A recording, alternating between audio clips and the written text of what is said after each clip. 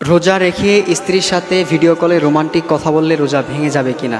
প্রিয় ভাইরা আমার, আমাদেরকে অনেকেই এই প্রশ্নটা করে থাকেন। দেখা যায় হাজব্যান্ডটা বাইরে থাকে, হয়তোবা প্রবাসে থাকে, কোনো একটা রাষ্ট্রে থাকে, হয়তোবা দুবাই অথবা কাতার অথবা মালয়েশিয়া অথবা সৌদি আরব কোনো একটা রাষ্ট্রে থাকে, আর স্ত্রীটা দেখা যায় যে দেশে থাকে, অথবা স্বামী ঢাকা কোথাও একটা জব করে, স্ত্রীটা গ্রামে থাকে।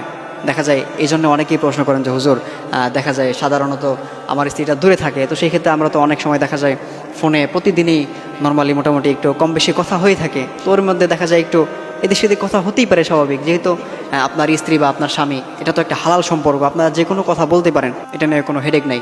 তবে এখন বিষয় হচ্ছে যে এই রমজান মাসে স্বামী স্ত্রী একে অপরে ভিডিও কলে রোমান্টিক কথা বলতে পারবে কিনা? প্রিয় ভাইয়ের আমার, আপনাকে একটা বিষয় মাথায় রাখতে হবে। আপনি বলতে পারেন, কোনো সমস্যা নাই। আপনার স্ত্রী তো আপনার জন্য হালাল, আপনার স্বামীটা আপনার জন্য হালাল। প্রত্যেকটা সেকেন্ড, প্রত্যেকটা মিনিট, প্রত্যেকটা মুহূর্তের জন্য আপনারা স্বামী স্ত্রী একে অপরের জন্য হালাল।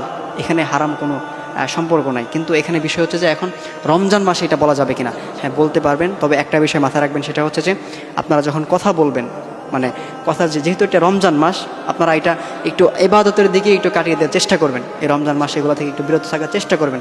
আপনি বেশি বেশি নফল নামাজ পড়বেন, আপনি কোরআন তেলাওয়াত করবেন, আপনি দান সাদকা করবেন, এগুলোর কাজে আপনি বেশি বেশি লিপ্ত থাকবেন। কিন্তু এগুলো থেকে একটু অ্যাভয়েড করবেন। এরপরেও তো যতটুকু কথা বলার প্রয়োজন বলবেন, কিন্তু একটা বিষয় মাথায় রাখবেন যে আপনি যখন কথা বলবেন, আপনি একদম লিমিট ক্রস করবেন না, একটা লিমিটের মধ্যেই থাকার চেষ্টা করবেন। কেননা আপনি যখন কথা বলতে বলতে লিমিট ক্রস করে ফেলবেন, তখন দেখা যায় আপনার মধ্যে যদি ওরকম একটা স্ত্রীর প্রতি আকর্ষণ চলে আসে, বা দেখা যায় স্ত্রীর স্বামীর প্রতি ওরকম একটা আকর্ষণ চলে আসে, তাদের দেখা যায় যে ইন্টারকোর্স করার যে ইচ্ছে হচ্ছে, বা ওরকম একটা কামনা বাসনা চলে আসে, সেক্ষেত্রে হয়তো বা দেখা যায় আপনার রোজাটা কিন্তু ভেঙে যাবে। আপনি যদি ওরকম কোনো উল্টাপাল্টা কোনো কিছু করে ফেলেন, যে আপনার স্ত্রী দূরে বা স্বামীও দূরে আছেন, আপনি নিজের দ্বারা আপনি নিজে যদি ইচ্ছাকৃতভাবে কোনো কিছু করে ফেলেন, তখন কিন্তু আপনার রোজাটা ভেঙে যাবে। আপনার রোজাটা কিন্তু এটা আর থাকবে না, কেননা আপনার রোজা তখন ভেঙে যাবে। এই জন্য প্রিয় ভাইরা আমার, অবশ্যই এই বিষয় থেকে সতর্ক থাকতে হবে। আমরা রমজান মাস একটু আল্লাহ তাআলার বেশি বেশি ইবাদত করবো, আমরা নফল নামাজ পড়বো, কেননা আল্লাহ তাআলা বলে দিয়েছেন, আস-সাওমু লি ওয়া আনা আজজি বি, রোজা হচ্ছে এটা আমার জন্যে, এটার প্রতিদান আমি নিজে আল্লাহ তাআলা দেব। এই জন্য প্রিয় ভাইরা আমার, এই রোজার মাধ্যমে আমরা কিন্তু আল্লাহ তাআলার নৈকট্য হাসিল করতে পারবো। এই রোজার মাধ্যমে আমরা আল্লাহ তাআলার কাছে যেতে পারবো। এই রোজার মাধ্যমে আমাদের যে গুনাহগুলো আছে, আমরা সেই গুনাহগুলো মাফ করে ফেলতে পারবো। এই জন্য প্রিয় ভাইরা আমার, আমরা রমজান মাসে একটু এগুলো থেকে বিরত থেকে আমাদের জীবনের যে গুনাহগুলো আছে, আমরা এগুলো মাফ করিয়ে ফেলবো। আমাদের জীবনে তো অনেক গুনাহ আছে, এই রমজান মাসের দ্বারা, এই রোজার দ্বারা আমরা আমাদের গুনাহগুলো মাফ করাতে পারবো।